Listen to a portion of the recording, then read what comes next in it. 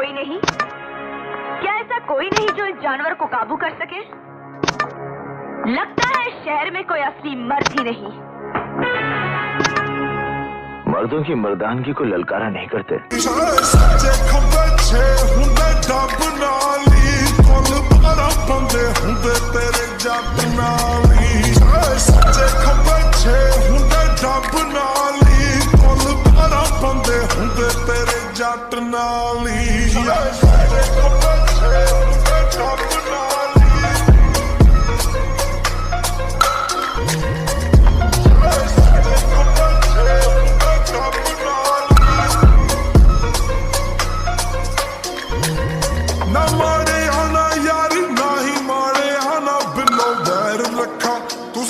सारे लगदा जो थोड़ी खैर रखू।